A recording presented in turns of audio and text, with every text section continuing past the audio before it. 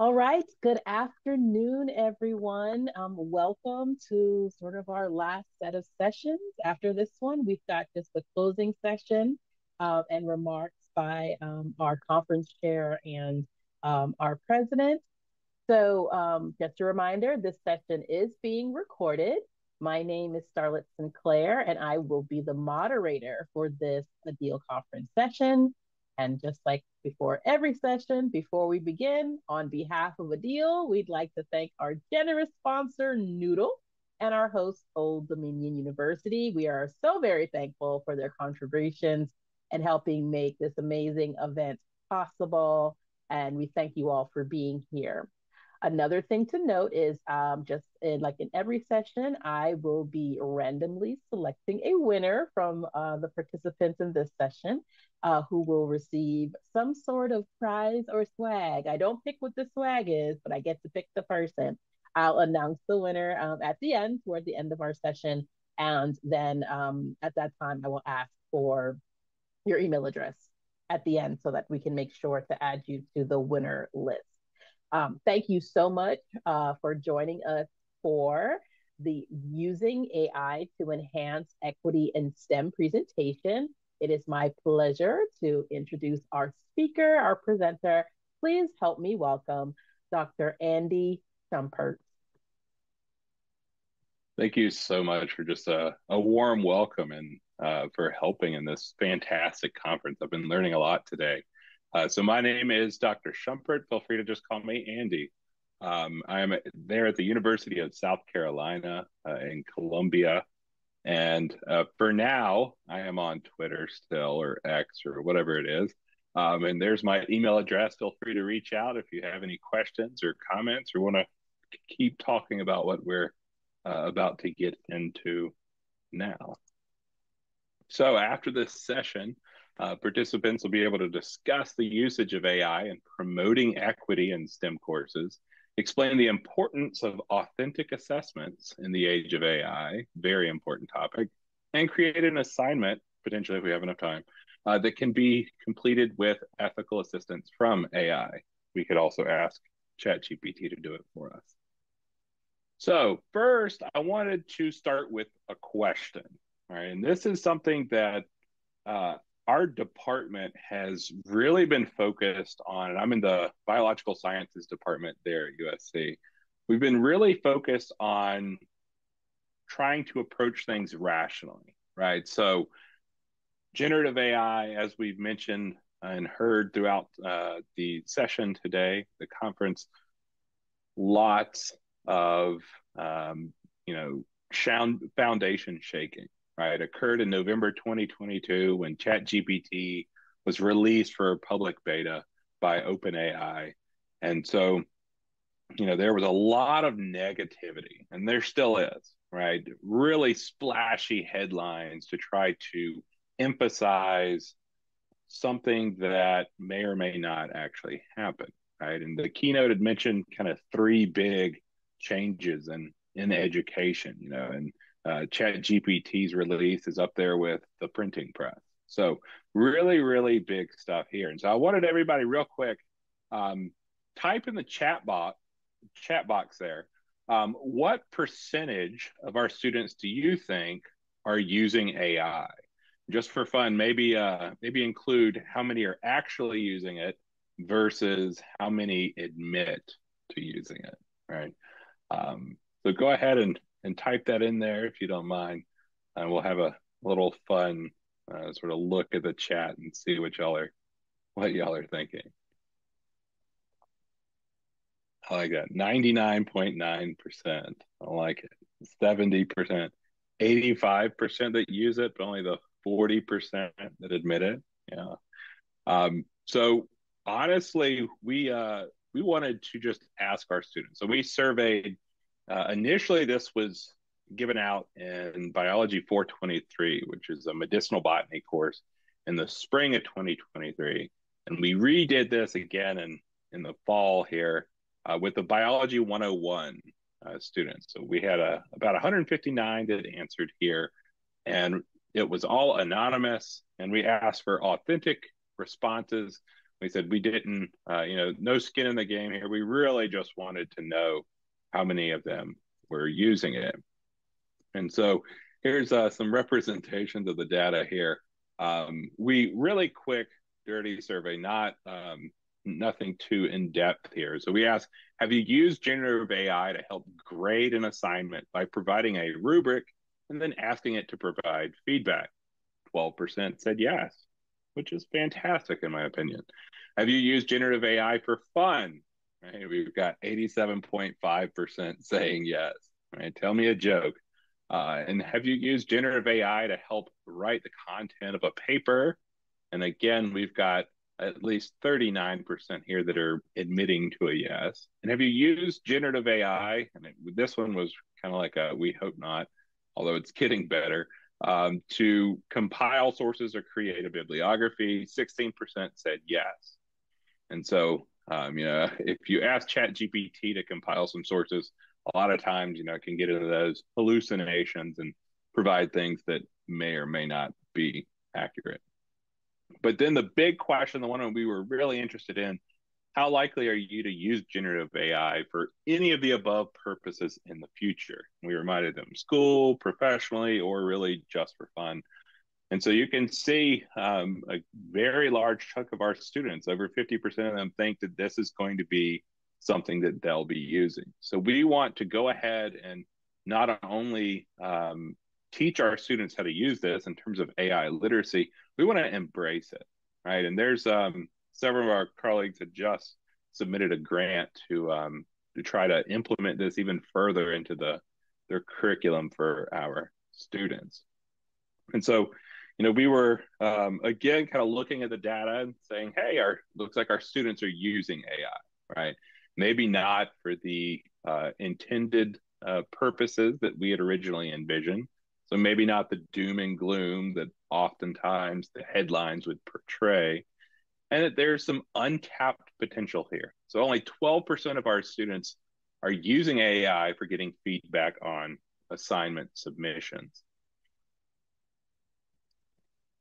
And our students envision a future in which they are using AI. This is something they think that they'll be using and something that we want to be proactive in, right? And I've luckily got some colleagues that are very much thinking in similar ways here. We want to be proactive. We want our students to not lag behind because they, don't have these AI skills. And we're all about skills for the future and kind of authentic assessments, as we'll see.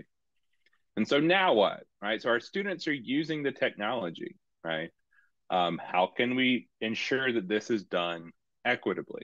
And this is something that's on my mind a lot anytime I'm designing a course or a lab or looking at changing things. Equity is something that's always on my mind.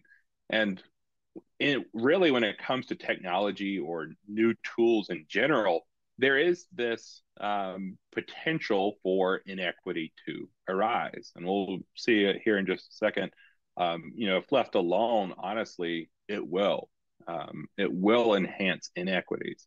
But we want to use it. We want to harness the power of this tool, right? And enhance equity in STEM with AI. How can we do this? So we'll kind of look at a couple of things first. So first of all, what is equity, right? So maybe this is something that we're all familiar with. Maybe this is something that need a little refresher. But equity in terms of education is giving our students the resources that they need to be successful, right? And so this is kind of in contrast to equality, in which you're giving everyone kind of the same thing, regardless of their background, regardless of the experiences and opportunities that they've had in their educational journey. And so there's a little cartoon here, various animals lined up, your bird to an elephant, a nice little fish in there. It says, for a fair selection, everyone has to take the same exam. Please climb that tree, right? For some people, animals.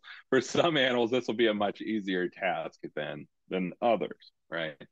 And so I feel like this is a nice time to plug universal design for learning as well. Um, Always really big. But equity is adaptable and it's very individual focused and it's fair for the student, right? And it does start to help the process of counteracting things like opportunity gaps that are systemic in our society today. And so, what does an equitable classroom look like? And so, this is really tailored to individual students. And one example I like to give is the first time I taught biochemistry. Okay. And I walked in the classroom. Our prerequisites are set up a little strangely. Some students could come into biochemistry having never taken a cell and molecular biology course. And so there were some things there. But I was talking, we were talking about an enzyme, a specific kinase, and I just said the word kinase, and 30% of the room immediately was like, oh, what is he talking about? Right. And so I was like, whoa, whoa, whoa, what do you mean? What am I talking about? Right. And so then we started a conversation there. I always make an effort to know my students on a one-to-one basis there. And so we had a bunch of conversations going back and forth. And so from there, I kind of, I don't want to use this word because it's used all the time in the pandemic, but we pivoted. Right. So we kind of changed things up and we provided a list of YouTube videos, right? Things that are kind of showcasing various big topics to help students kind of engage with that. We provided open educational resources and various textbooks that could help students in terms of getting back up. We held extra sessions with students in order to help them, again, kind of have more time, more experience with the material there. And so, an equitable classroom, it encourages connections between the student and the instructor. And with this, the instructor has to know their students, right? And the instructor acknowledges all students in the classroom, right? Not just a select few or specific demographics there. And that material covered in the class is from diverse individuals, right? It's not just the same cookie cutter white male that is so predominant in STEM courses, when in fact there are so many more scientists working and have been for centuries on this material. And so, what are some barriers to an equitable classroom? Arguably, the biggest is access, right? Access to materials, access to technology, access to a wide variety of things there. And so, take a minute right now, if you don't mind, in the chat box, just go ahead and write an answer to this. What does equity look like in our classrooms? What are some examples that you can think of immediately that kind of pop into your mind?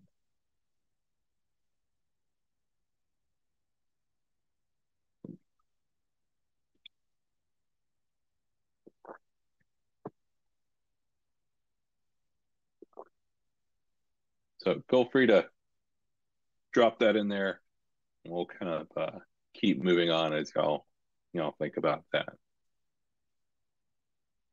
Yeah, so everyone has what they need to succeed. Absolutely, right?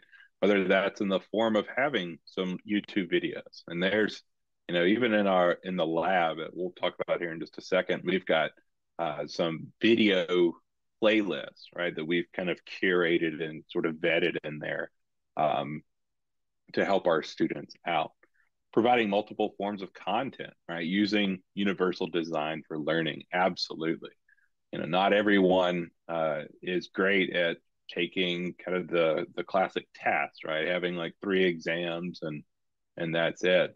Lots of high pressure, high stakes things that really just drive people away from STEM courses in general, and which is definitely not what we want to do. And so, in the context of equity in AI, access is a concern for really any technology, right? So how can students from all backgrounds use educational technology? And so, in terms of AI and this Chat GPT and now the Google Bard, the Claude, right? Perplexity, all of these various AI tools that are now available, we have to be extremely intentional in what we're doing, right? We have to be able to implement this in ways that will enhance equity rather than just ignoring it, because ignoring it will inevitably lead to more inequity, right? We want our students to have the resources that they need to succeed. And honestly, ChatGPT and the other generative AI tools, this is one of the biggest things for equity that's happened since really open educational resources, right? This is a really exciting avenue.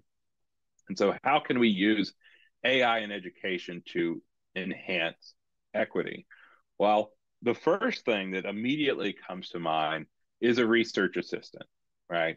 And so, if the students are like, well, what is this particular topic? Perplexity is one of the easiest things to go to. There's no account required. You just show up perplexity.com, type in a question, hit enter, and it provides answers and sources, which is really nice. Chat GPT with sources at times, not too good.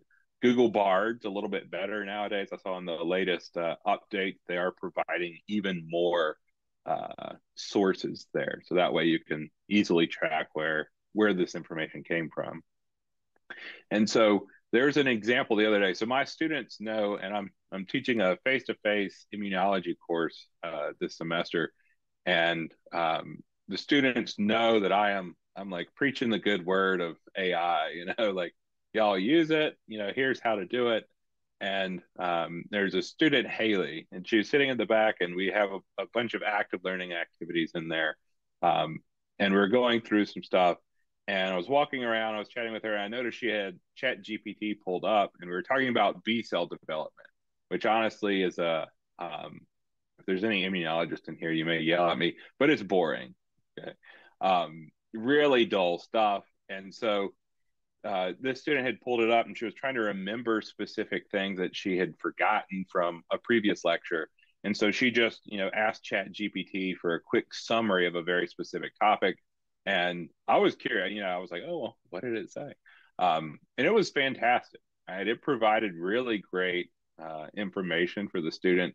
And it was a way for the student, instead of, kind of heaping on in terms of, maybe the student would then disengage from the material, right? Maybe she'd say, you know what? I can't remember what that is. I'll have to go back later and check it out. Instead of doing that, she was able to, in real time, put in this prompt, get this information, make those connections, and proceed on with our material. And so this was really exciting. I was really, at first she was like, oh no, you caught me. And I'm like, what do you, no, no, no, no, no. I am all for it. Please keep going. And another really great way is as an editor, right? And this in particular for the lab that I coordinate, we'll talk about in just a second. This is really a great resource. So you can actually plug into your generative AI various parts of, like, for example, a lab report. You could put in an introduction, and you could provide Chat GPT or other generative AI tool with the rubric and ask for feedback. And we've done this, and it's really, really fantastic. And we'll look a little bit more at that here in just a bit. So I keep talking about this lab that I coordinate, and this is it. So this is Biology 302 lab. Just to put into perspective sort of the students that we have the honor of interacting with. We've got it's an upper level lab in the biology major curriculum, mostly sophomores, juniors, and seniors in there. A few first years kind of jump in and are having fun. And we offer about 10 sections of this lab per semester, taught by graduate instructional assistants, with me kind of overseeing the curriculum and the logistics. And so we emphasize skills that are taught here, skills that would be important from whatever career profession they go on to be, whether that's a lab tech, whether that's a clinician, whether that's a doctor, skills that they will use for hopefully their entire life. And so with this lab already, whenever I had kind of taken over this lab back in 2020, there were all sorts of kind of equity concerns, especially with the materials that were offered. Required materials for the course was a $90 lab manual that students weren't buying, and they weren't able to really engage with that material outside of class. We actually, it was through an interesting publisher. We actually sort of fought with the publisher and got the rights back from the original authors there. And we're able to offer it now as an open educational resource for our students, which we're really excited about.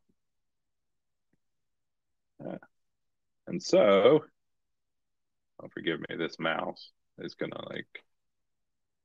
there we go.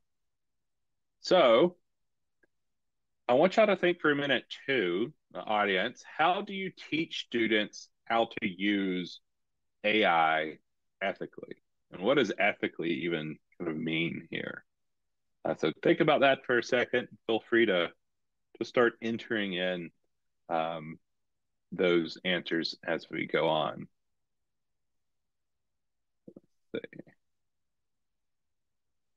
And so with this Biology 302 lab, we decided that we were going to, and I should mention too, this was all from a Center for Teaching Excellence innovative pedagogy grant that I was awarded back in the spring.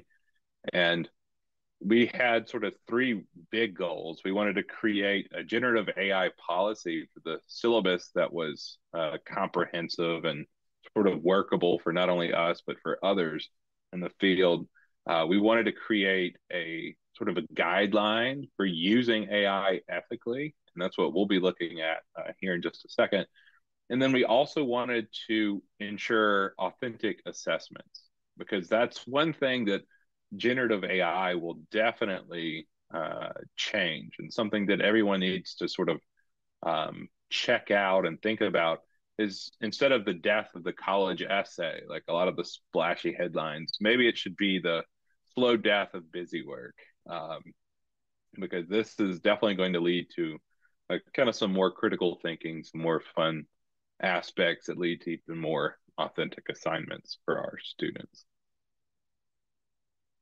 And so looking at this ethical usage for us, we really wanted to first make sure our students are well aware of the expectations, right? So we set very clear expectations in the syllabus, and we also said this verbally in class, sent it out in messages and emails, making sure that our students knew that we are embracing this technology. We want students to use these tools, but we also want students to be aware of the honor code, right? And so we kind of tied this back in with sort of the Carolinian creed that we have at USC, and really talked about how we need to be very clear and intentional with our usage of these tools.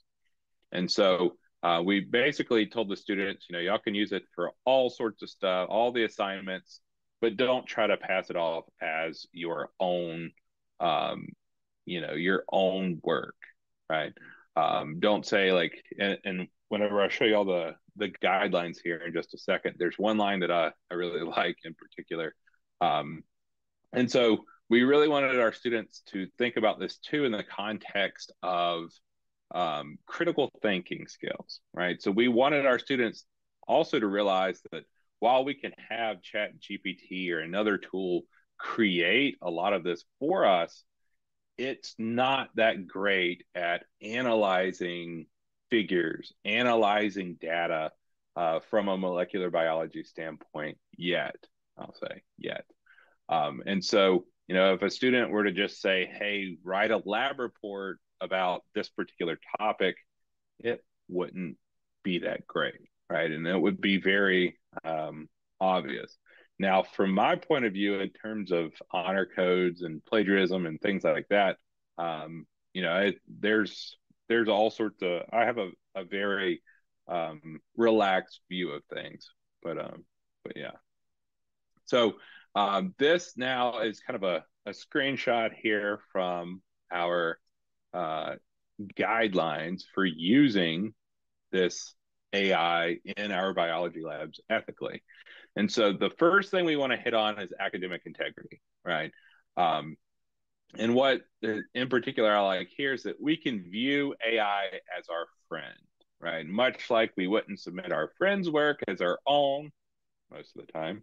Um, we shouldn't do that, right? It's a violation of the honor code and so on and so forth, right? Um, and now we put something in here about safe assign, being able to recognize it. But we also know that if you ask ChatGPT the same thing 100 times, you'll get 100 different answers as well. So this is something that the students may or may not be aware of, but it's something that we added for now. And so again, we kind of got like tips in here as well. Like, hey, we asked it to write a whole report. It wasn't that great. Um, and so the students, the way this lab report is kind of set up, we've got 3 different experiments looking at kind of different sort of outcomes of cellular differentiation.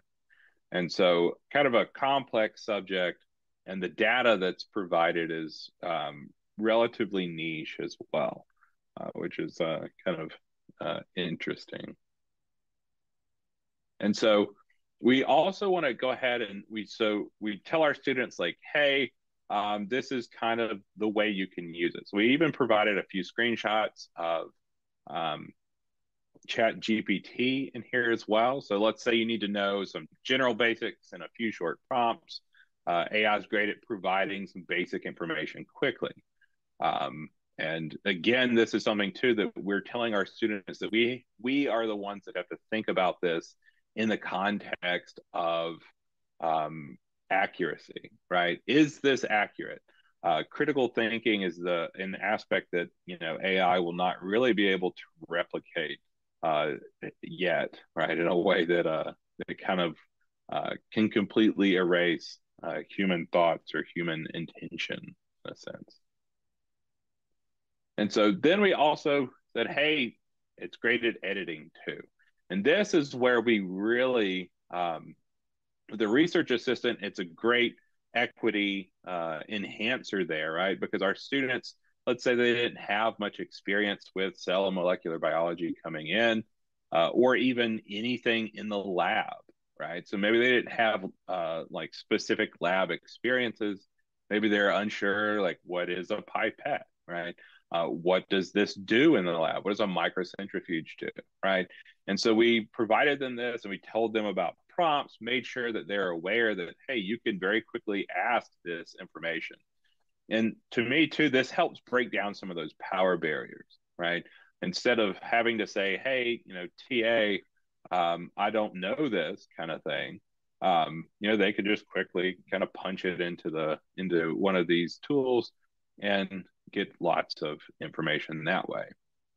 And so we also were talking about this in the context of an editor, right? And so we also told the students about prompts, right? So yeah, I do this. I got colleagues that make fun of me for it, but I always ask, please, right? Like Chat GPT, like, can you please provide feedback? I don't know. Maybe it's too many Terminator movies. I don't know. But we provide them with these prompts. So can you please provide feedback on a section of a lab report using a rubric I provide? And Chat GPT will be like, certainly, I'm here to assist, and all this stuff. Then you copy and paste a section of the rubric, and then hit send, and then send that particular section that you had just mentioned as well. And so we tested this a lot this summer. So it was kind of nice because I could go back and look at I had access to all the spring semesters sections there, so I could go and look at all the grade distributions, all of the products that the students had produced, and also all of the graded rubrics that the TAs had provided, all the feedback. And so I went in and took different sections of this paper, this lab report here, and we basically ran it through ChatGPT. Right, we're like, hey, let's just see how this does in the context of grading. And so for me, I was kind of curious in terms of like an A paper versus a C paper versus an F paper, right? Maybe can it distinguish between something that's really great, but also something that's kind of more average, right? Can it distinguish that? And y'all, it was phenomenal. I was absolutely blown away because oftentimes the feedback that it provided was exactly the same feedback that our TAs had provided. And it was really great. The everything that it had produced basically was exactly what the student should do. And we were really blown away and kind of encouraged by this because this is something that's kind of plagued. I used to coordinate the one of the intro labs, biology 102 labs, and it's something that plagued us then. It's plagued us in the 300 level labs and beyond. It's just being able to write these lab reports. And now, you've kind of got this sort of tool that can serve as an editor. So if students haven't had that experience in the context of writing, of creating these lab reports, then they can turn to this tool and help get some very important feedback. And so some tips there too that goes section by section, right? We did not want our students to just quickly dump the whole paper in because it won't provide that much meaningful feedback. It'll give you some feedback, but it won't be nearly as meaningful if you go as if you went section by section. AI also doesn't do really good analysis, as we mentioned before, for scientific figures and data in that context either. And so then we also give them quick tips for using AI and how to write prompts. And, we want to be very specific. And we also mentioned too, it's not 100% all the time in terms of accuracy. This is where our knowledge of the subject matter really starts to shine and sort of show and it goes through that way. Um, AI models too, we also mentioned inherent bias, right? And we've seen this kind of get better with more usage and more people using this, but it's still there, right? It's still something that we have to be aware of. And we mentioned several models there as well. Every time I mention Microsoft Bing, I have to say, I can't believe I'm saying this, but um, and so next steps for us, what we would really love to do is kind of have a student driven, almost like crowdsourced prompt library, right? Something that's specific for our biology 302 labs where students can say, hey, I use this prompt to provide this type of information and so on and so forth, and have some crowdsourced stuff, but also have it also get verified by students and maybe TAs along the way as well. And so more tools. Chat PDF is an interesting one that we need to play around with a little bit more. Perplexity. I really love the fact that you don't have to sign up for anything, right? You don't have to make a username. You don't have to put in a password. You just sort of churn and burn right there, which is great. Fantastic for very quick factual answers with sources. And we also too want to, in our context of our lab, we want to provide even more access for our students, right? So we have technology currently that's available for checkout for our students, iPads and computers that they can help, and we'd love to provide even more for our students. And so we'll skip this one for the sake of time. Some fears, though, that's associated with this. If left unchecked, again, AI could further enhance inequity. So we have to be intentional, right? This is not going away. This is something that's here to stay. the cat is out of the bag, right? This is something that we can't put it back in. Things are proceeding forward, right? I just hope too something that in terms of thinking about the future, I hope there's not going to be a giant paywall that's immediately sort of stamped on most of these generative AI tools. The way the world works, it wouldn't surprise me, but also is kind of terrifying as well. Um, but again, instead of death to the college essay, maybe death to busy work, right? Authentic assessments, which honestly, from my perspective, that's how it should be, right? Thinking about it in the context of having our students learn skills, learn things that they will use for their professions, that they will use for years to come. And something too that is kind of along with the fear, kind of cat out of the bag, is sort of pushback from faculty. So um, I actually, when we had mentioned that a lot of the guidelines here were sort of created with the help from a grant for the innovative pedagogy grant, and we had a grant meeting. Everyone was in there, and we're all talking about what we were doing. And I mentioned that we were teaching our students how to ethically use AI and what this actually means. And there was a colleague from the English department that was immediately like very emotional, very upset, very angry.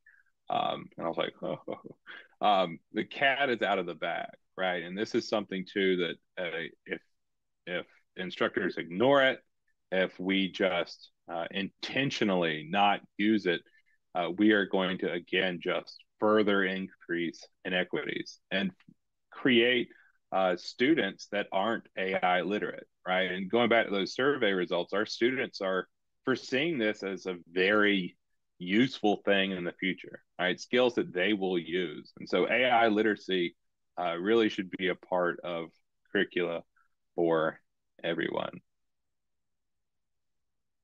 And so, what about your class? So, take just a minute and sort of think about the courses that you teach or design, and just think, how can we extend this? And so, another thing too is to think about this. I've been talking about it from a face-to-face perspective, but here we are at ADEIL, right? The distributed education. So, how can we extend this to online courses and distributed learning in a way? So take a minute, kind of think about that, and put some answers in the chat box. And while folks are answering, just want to note that we have about 6 minutes left in the session.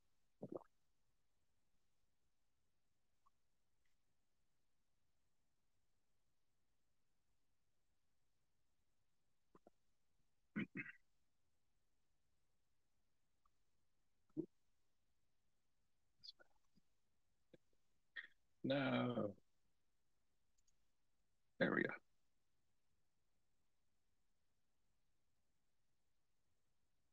All right. So as y'all are thinking about that, I'll go ahead and put up the thank you slide, right?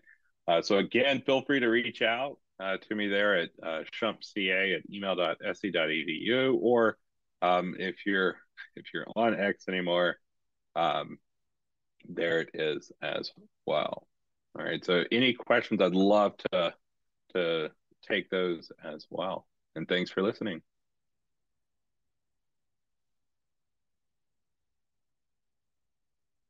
All right. Thank you so much, Dr. Schumpert, for this very, again, it's been an enlightening day for me, another enlightening and very interesting presentation. I even got some ideas. I was writing some notes furiously to myself. I love this idea about the use of being able to put in rubrics and submit sections and get feedback. I know that's wonderful in equity for students, but I just thought of myself as someone who does not have any graduate assistants and has to do lots and lots of grading, how that can be helpful for me too. So certainly would love to hear that. There was a comment actually by Sarah in the chat. She was talking about how qualitative, using, these tools for qualitative analysis is something that could also be done. And I was very interested in that there as well, which should be really, interesting to hear. I know that you talked about, obviously in the classroom with students, you put the prompt to us as far as, ideas for using it in sort of asynchronous or online learning. I'd be interested in hearing sort of a little bit of your thoughts on that, of, what you've sort of seen or been able to do, as far as leveraging these tools for online or, particularly asynchronous settings. Yeah, that's honestly, we've been using it in a very similar way for distributed learning as well. So I teach a genetics and society course, and it's a non-majors biology course, and it's taught completely 100% asynchronous. And we basically provided a very similar guideline for them. So here, there, it's a lot more discussion based. So I'm all about the social aspects of learning. So even in an online class, we've got a bunch of like wikis, we've got a bunch of things that are kind of coming in for all of this. And so I've told them like, hey, it's there, put it to use, use it. Um, let's think about how we're using this and make sure that we're using it in ways that kind of make sense for us. But very much the same way in terms of a research assistant, it's fantastic, and very much for that particular course, there's no lab reports or like extended essays. But I told them that this is there. So in other courses where they may need this, then it's a resource that they can carry on as well. Mm. And there was a comment in the chat as well from Kristen Cowell. I'm not sure if I'm saying your name correctly. I do apologize. And her thoughts were that, it's a great co-pilot, but it's not a pilot. And how do we design courses, more intentionally with this in mind? And, it sounds like she agrees with sort of your approach, which is just being very transparent. Like, look, this is a tool. These are things out here. Here's a way to use it ethically and effectively, but just understand, we know what we know. Yeah. So so let's not, act like we don't know what's happening, right? Yes. And that's that as well. All right. So speaking of that, I want to thank you again, Dr. Schumpert, for your presentation. Thanks everyone for attending. I do have one last thing for you all to do for me, please. I'm going to put the conference for evaluation. Please ask for your thoughts on this session. And I would like to announce our winner of today's for this session's drawing, and that actually was Kristen Cowell. It just so happened that she also had that awesome, insightful comment too as well. So everyone, let's congratulate Kristen. Like I said, I don't know what you'll get, but you're getting something. You win. So thanks everybody.